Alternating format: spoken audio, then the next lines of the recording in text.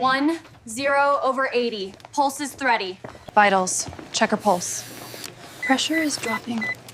Get the crash cart. My name is Hannah Collins. I'm 17 years old. On March 28th at night during my spring break, I bled to death in a dusty diner parking lot in New Mexico. I was a senior in high school living in a small town just outside of Dallas, Texas. Life was normal. I worried about my SAT scores. I argued with my mom about my curfew.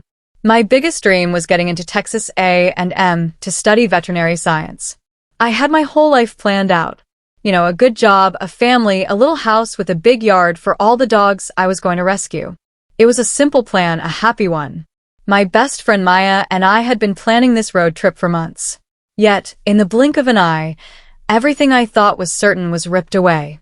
What I once called life was reduced to a final breath on cold pavement. At first, I thought death would mean silence, an end to all striving.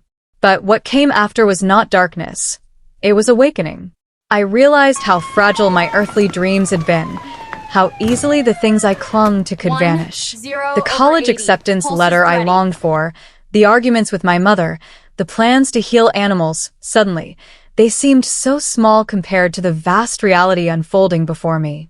Faith had always been a distant word to me.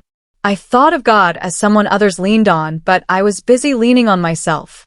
My achievements, my plans, my carefully written future, that was my foundation. But when my life ended so suddenly, I understood how shallow that foundation truly was. I wasn't standing on rock. I was standing on sand. And yet, in that emptiness, there was an unseen hand. I felt a presence deeper than fear, stronger than despair, reaching for me. It wasn't the absence of pain that mattered, but the presence of something greater, a love that did not depend on my grades, my success, or my plans. It was love that knew me entirely, even in my weakness. That was the first moment I understood what faith meant. Faith wasn't about control or certainty. It was about surrender. Maya and I had been planning our road trip to Santa Fe for what felt like forever. We saved every dollar from our part-time jobs, dreamed about the freedom of the open road, and counted down the days until spring break would finally arrive.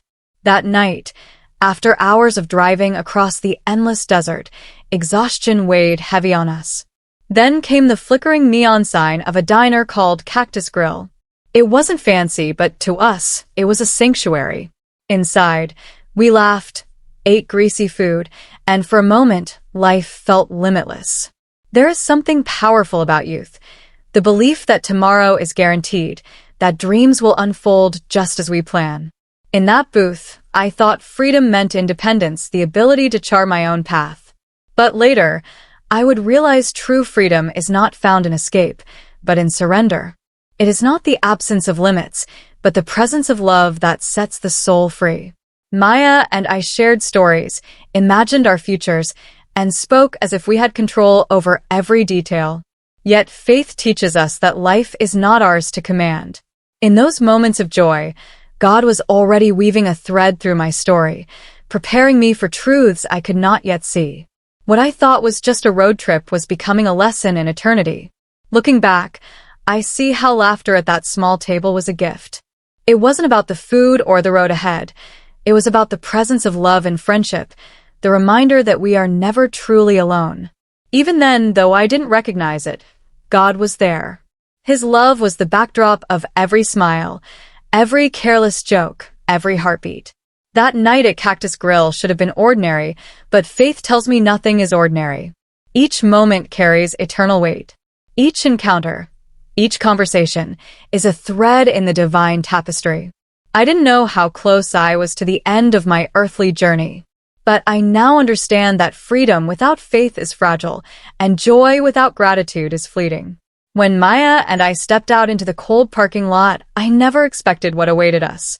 A man appeared suddenly, thin and frantic, his words broken and confusing. Fear struck me deeper than I had ever known. In one violent instant, he lunged forward, and pain ripped through my body. I was stabbed, and my world began to blur. The chaos that followed, the shouts, the gunshots, the flashing lights, felt distant, as if happening in another world. Maya's cries reached me faintly, trembling with desperation, but even her voice seemed to fade as I slipped further away. I realized in that moment how fragile life truly is. One breath can hold laughter, and the next can hold silence.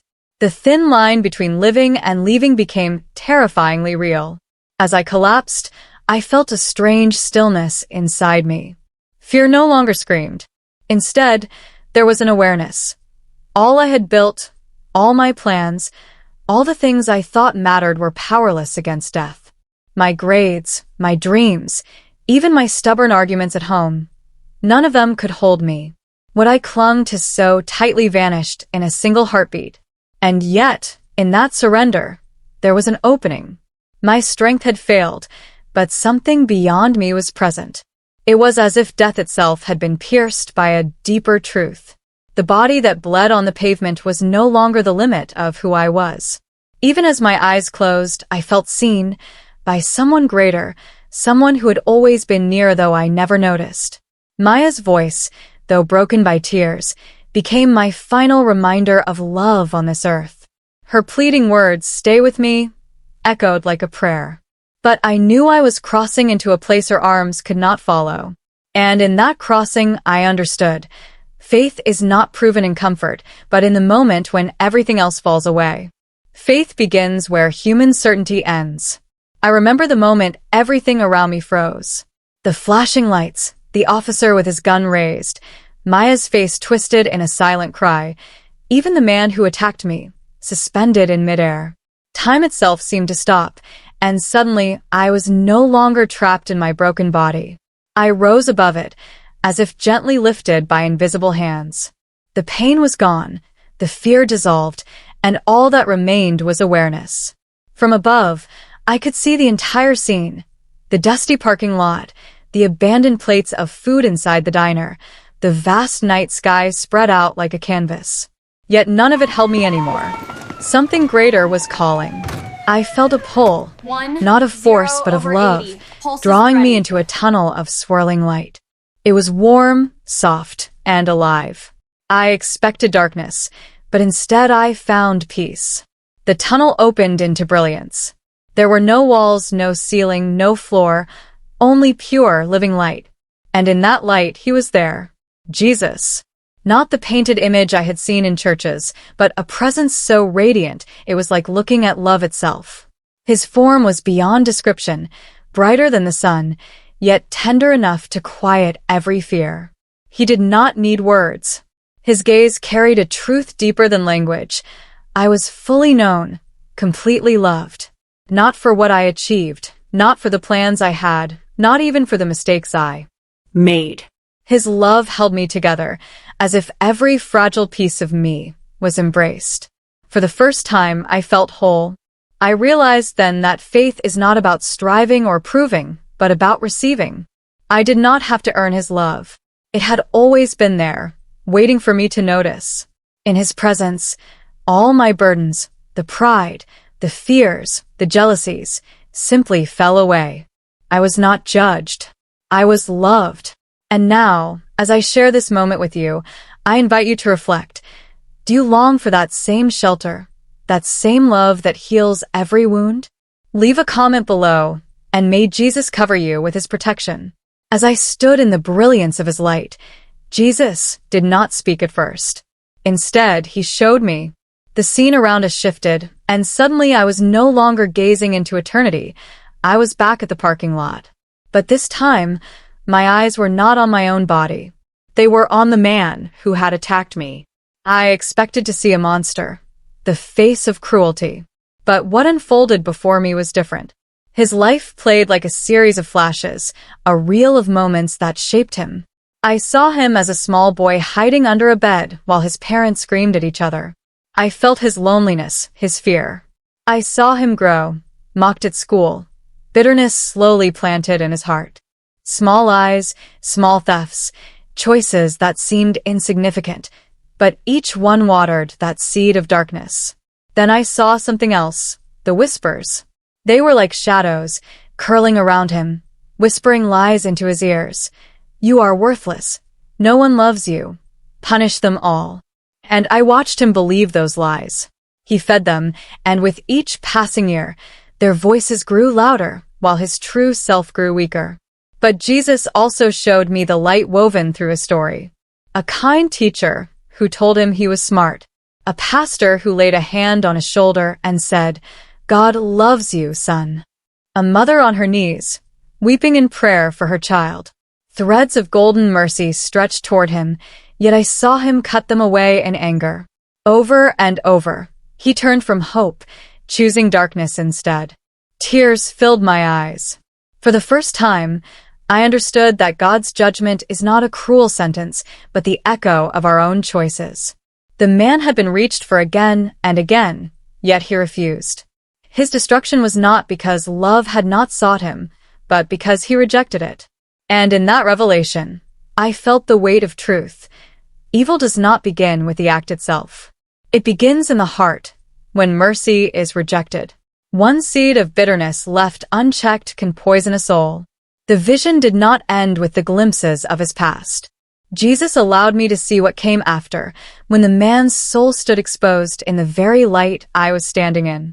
There was no courtroom, no loud voice declaring guilt. Instead, his own choices became the testimony. As the light of Christ surrounded him, I saw the truth revealed.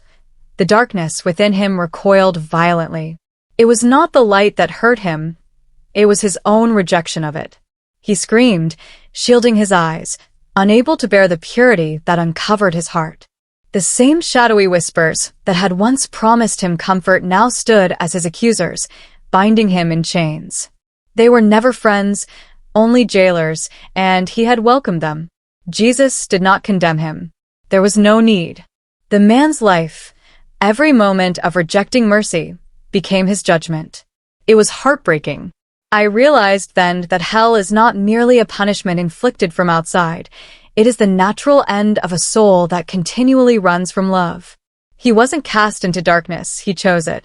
As I watched him being dragged by the very shadows he had nurtured, I heard something that pierced deeper than any scream. Jesus wept, not with anger, but with sorrow.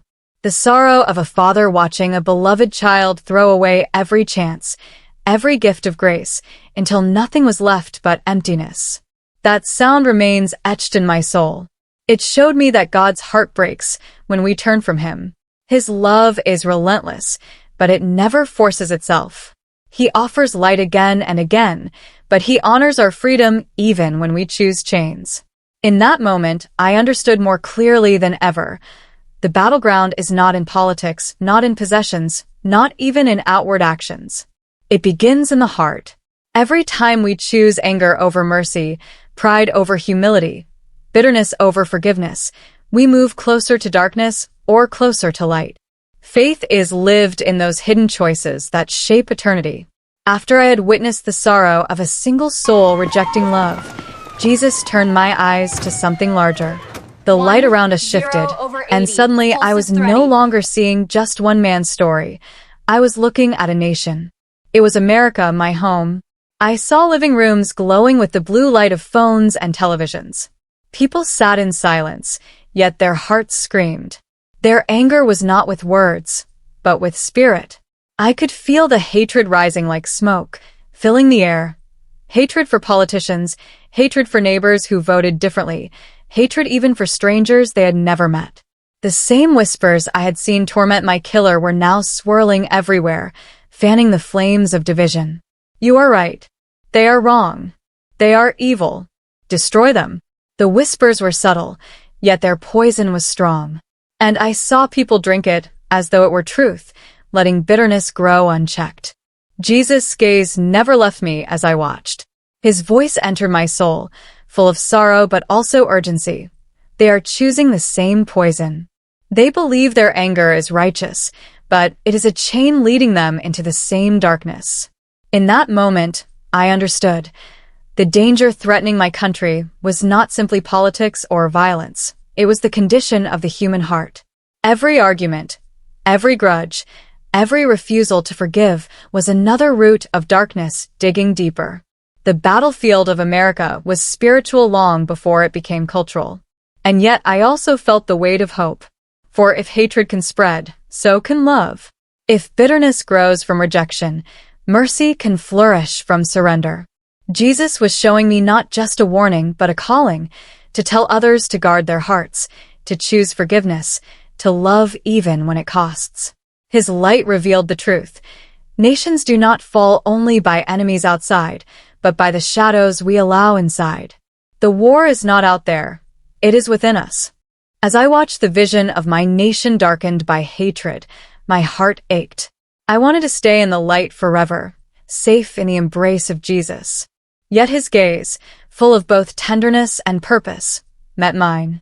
And then his voice, not spoken but planted deep within my soul, said, "You must go back."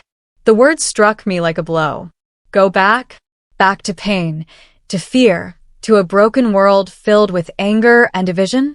Everything in me longed to remain in the peace I had found. I pleaded silently, "Please, Lord, let me stay. This is home. This is love. I cannot return to that world."